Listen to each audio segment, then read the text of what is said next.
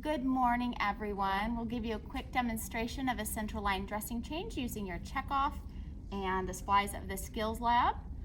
You can be practicing your setups at home. It's very important to be sterile for this procedure. So pay attention to PPE wearing and also how we protect the patient.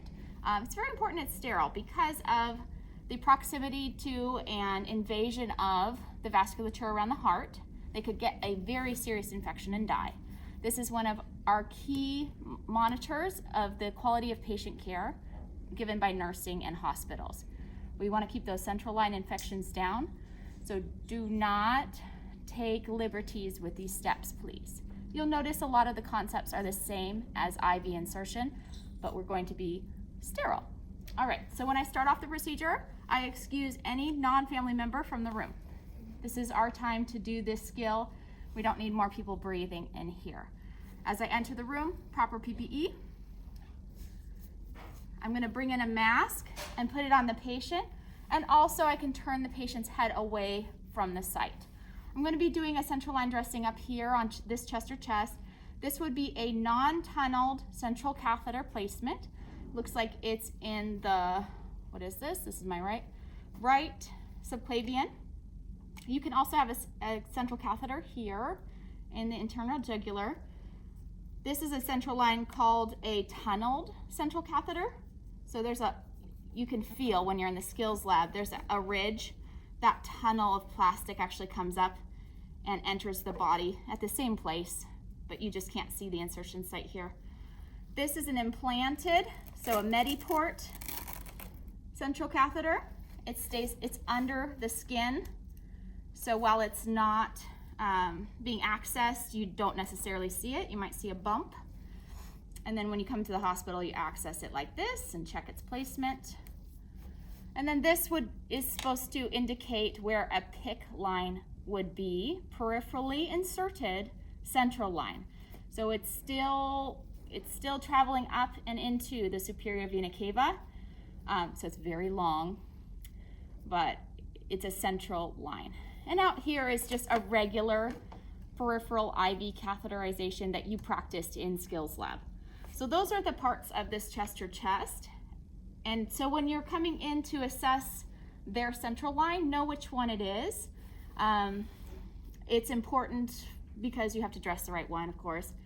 A patient wouldn't have all of these things, one would hope. But we're pretending this patient has this right subclavian central catheter. Alrighty, so I'm gonna have my clean gloves on. I have my gown and my goggles. I've shooed the patient's family out, asking them to get some breakfast, maybe go home, take a shower. I'll take care of their loved one. All right, so we're going to raise the bed to comfortable working height, lower the side rail that you're next to. You can lower the head of the bed if tolerated. And then if you're working on this site, the PICC line, of course you wouldn't want it close to your body or their body like this. You would have it extended so you have a nice field to work with and keep sterile. You turn the patient's head away because our natural tendency is to look at something going on and breathe on it at the same time. And we would like to decrease the pathogens in the air. I have my mask, clean gloves. We're gonna remove the old dressing. So I have clean gloves on to remove the old dressing. And importantly for this, we're gonna start at the edges and pull towards the insertion site. So this is the insertion site where it enters the skin, and I'm gonna pull the tegaderm towards it because I really don't want any movement of the central line. This looks like it's secured pretty well. Let's hope I can get an edge here somewhere. Okay. Here we go. So you practiced adhering central lines last semester. This is similar, except you're being very careful not to dislodge the middle part. Let's see. Can I even get a corner here? All right. So I'm going to use, if I have to touch to keep something in place, I don't want to touch this line at all. This should be all covered with central line dressing. This is the most north spot I can touch, and I should not be touching anything up here. Oop, pretend that's still on. Okay, see, I'm pulling towards the insertion site. Careful not to dislodge.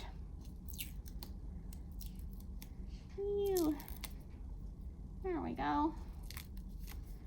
So because I have clean gloves, I don't want to be touching all of this. We're minimizing our contact.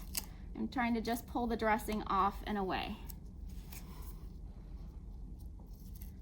There we go.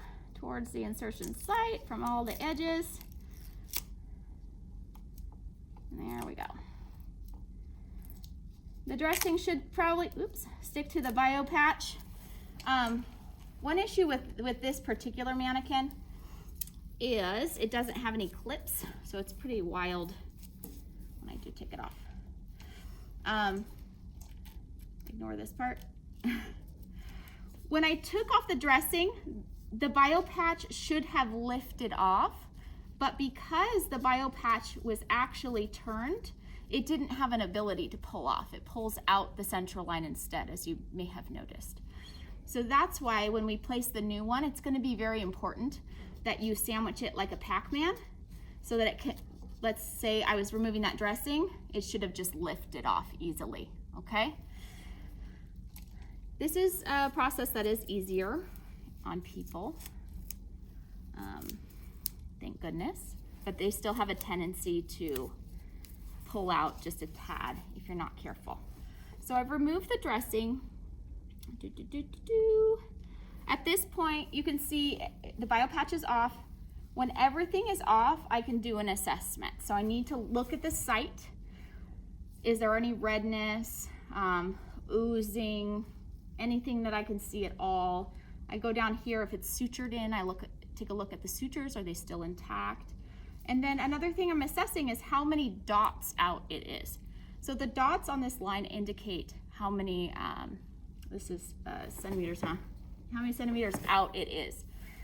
So there's a double line at the very end, and in medical terminology that actually means 20, but we're just counting it as our end point here. So I'm counting from there. How many dots do I see? I see 1, 2, 3, and a tiny bit.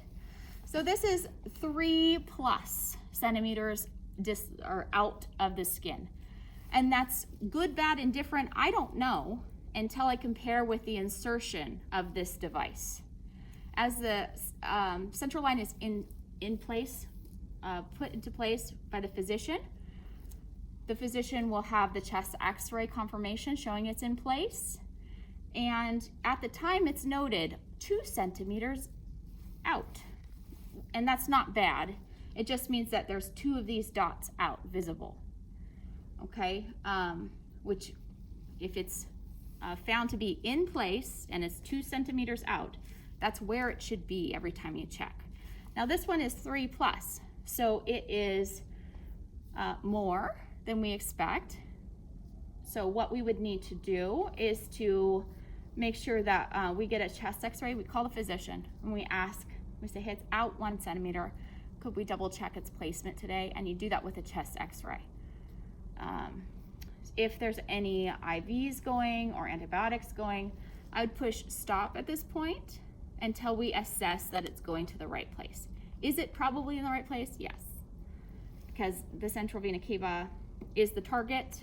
If it came out 1 centimeter, it's probably just, a tiny bit shorter. It's okay. It's still in the right place.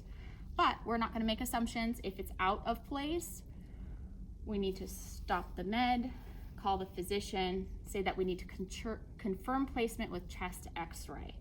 So I'm doing my assessment here and noting the length. What's next? I'm going to discard the old dressing and gloves. I'm going to perform hand hygiene. Okay.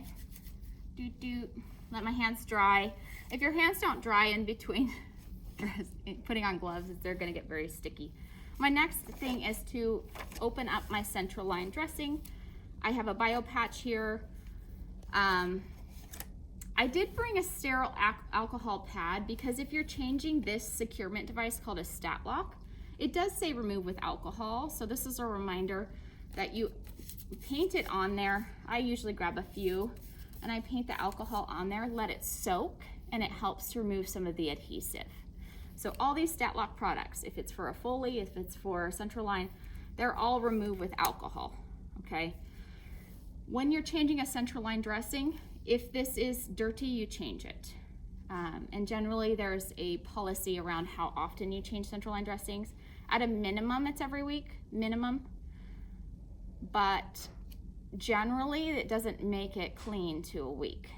Especially in this area, you can see that, man, if the patient is drooling, has any sort of secretions, it'll drip right here. And a dirty dressing means potential infection to the heart. So we want to clean it as soon as it looks dirty, okay?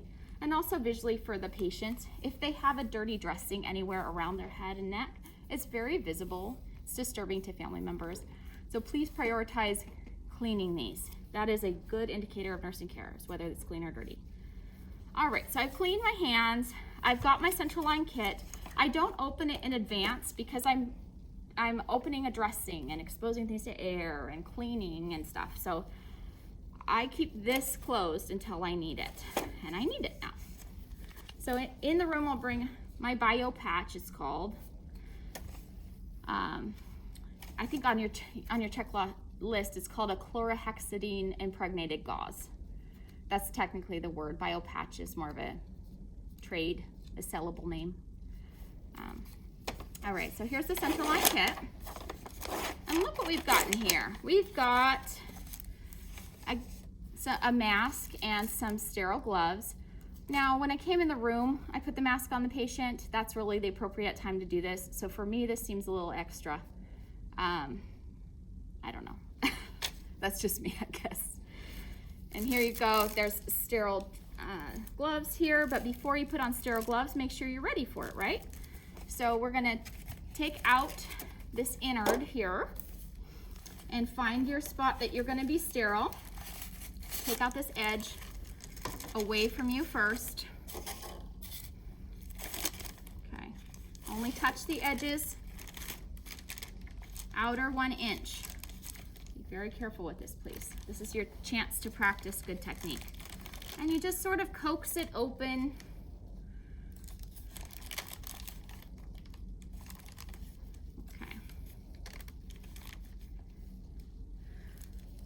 My gloves, I don't want to take it out and then open it over the side. Do you see how that violates sterile technique? I would appreciate, until you have better faculties, to move it to completely to the side so it's away from your sight. Before I put my sterile gloves, I need to make sure everything is on this sterile dressing that I'm going to use. I'm going to open up the Biopatch here. And you'll probably want to do that in advance. There we go. Open it up, pop it on. Okay? And that's what I need to be on the site here. All right.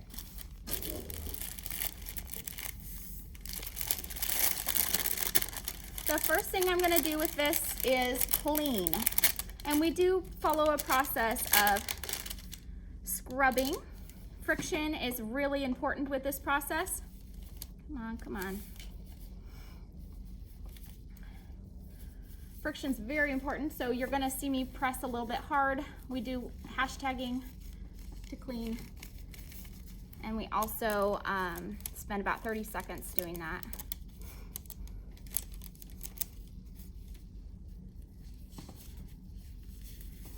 It's nothing like putting on sterile gloves in front of an audience, huh? Okay, this is your cleaning solution. It's chlorhexidine, it's called ChlorPrep. You squeeze. There's no need to pump vigorously. Gravity helps bring it to the forefront. You can see there's a little wet dot, that's what you want. While I'm cleaning, I don't want to dislodge the line at all. Remember, I assessed it at 3 plus a tiny bit centimeters out. I don't want that to become 4 while I'm cleaning. It's really important. So my first step is to go to the insertion site here. That needs to be the most clean spot on this entire thing. I'm prioritizing that. Spend some time there, and you're going to spend 30 seconds now cleaning around that. Clean, clean, clean, scrub, scrub, scrub, scrub, scrub, scrub. Cleaning the inner, clean, clean, clean, clean, clean, clean. Clean that, okay. And go over the line a little bit. And now I'm gonna paint outside.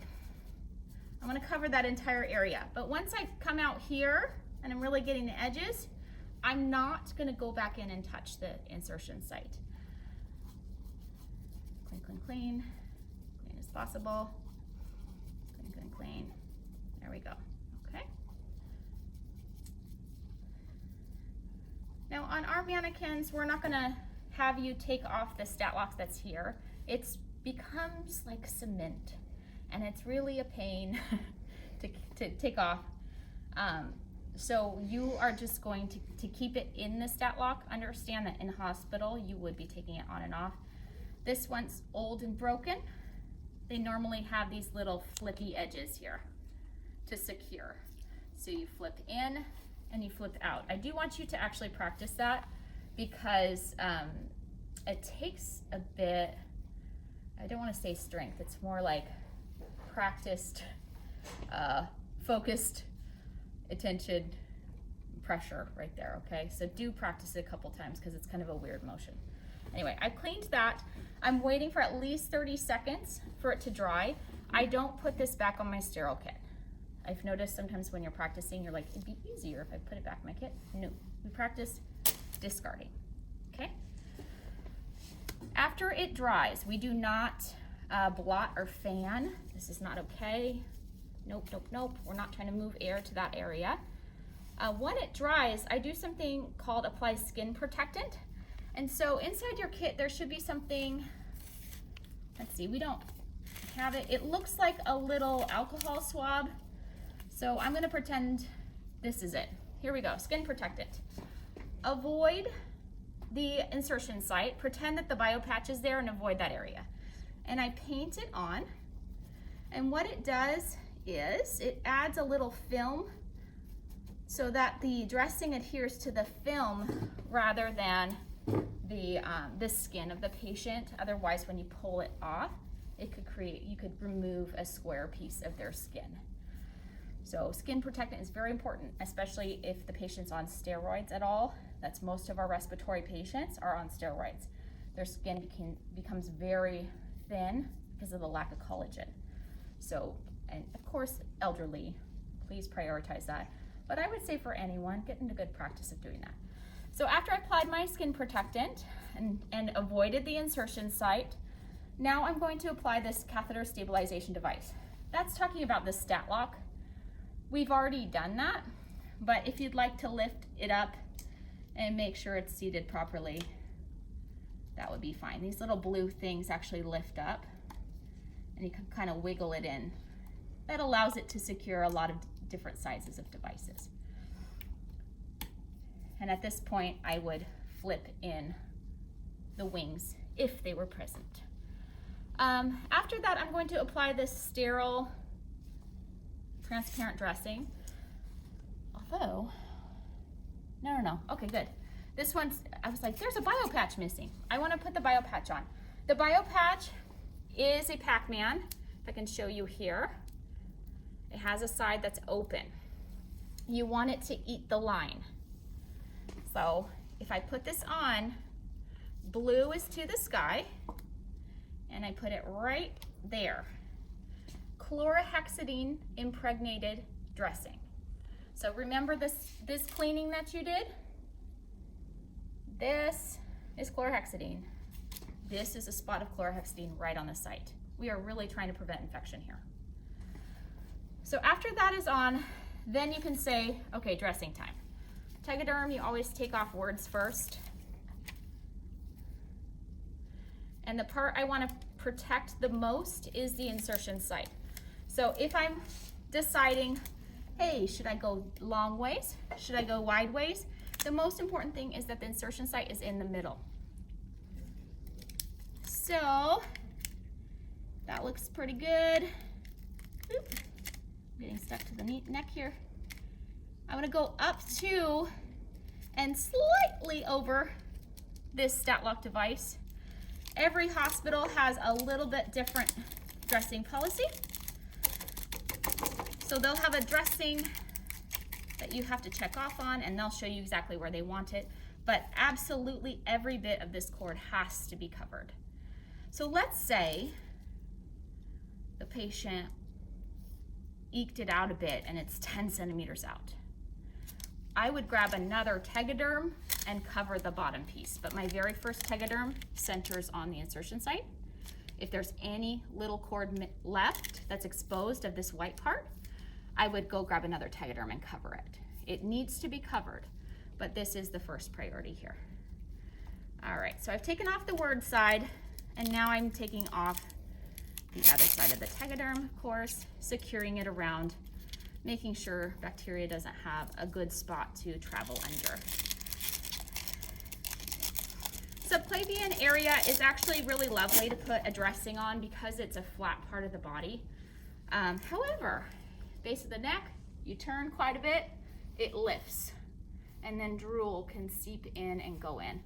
So make sure this is really secured around the edges, okay? If it gets dirty, change it. Next thing I would do is grab my label, put my date, time, and initials. Of course, I'm not gonna put it anywhere near the insertion site. Generally, hospital policy tells you where to put it. Anywhere to the side or at the base is fine. I like the side, I don't know why. And then I can, your checkoff says to dispose of everything with the gloves on. I'd remove my PPE, mask, definitely take the mask off the patient, get them comfortable again. Don't leave the room with the mask on. Turn their head back. But I am gonna show you one more step that is required with dressing change. It's not on your checkoff, but I need you to know about it. When you change centerline dressing, you're supposed to change the caps. And so you would bring in 3 flushes and new caps. So I'll show you how that looks. I'd have this ready. After everything's covered here.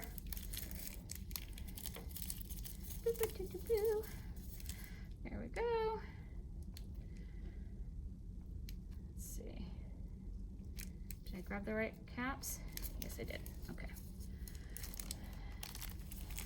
So this is a triple lumen. There's 3 lumens. So I need to change every single one. And in fact, if you're gonna draw blood from these guys, you draw the blood back and flush it again when you're done. But you have to change the cap because if blood's been in that cap, blood is a beautiful feeder of bacteria. And we need to not leave it any blood in the central line to potentially cause a central line infection. So once again, this is not part of your checkoff. I just need to show you so that you understand it's part of real life. You've got to do this.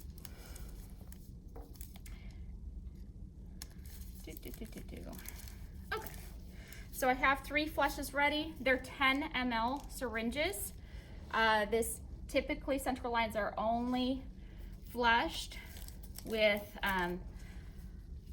a syringe that has this size diameter. It's actually very important you don't use little tiny syringes because pushing through a tiny syringe like a 3 ml that's not this wide around causes too much pressure and it can splinter the line. Doesn't happen, I hear, anymore. But back in the old days, it absolutely would, so it's still part of policy. All right, so if you're changing these lines, you would clamp it, open the old one. You could use an alcohol swab, I suppose, or chlorhexidine, depending on your department. open. You could pull back to get blood return. That's very important. And then you flush. That swirling motion that we showed you, that tap, tap, tap, tap, tap, tap, tap that we showed you with IV push is more important with central line. That turbulence is what helps clean out the fibrin and keep your central line patent. All right, so when I flush it, take it off, clamp it again. I need to put on a new Kuros cap, okay? And I would repeat that with the 3. So just keep in mind, not for your checkoff, you don't have to do this bit, but after you do the central line dressing change in the hospital, you would change out the caps and put new Kuros caps on there. And that is all. Thanks for joining us today. Send questions to your instructor. Bye.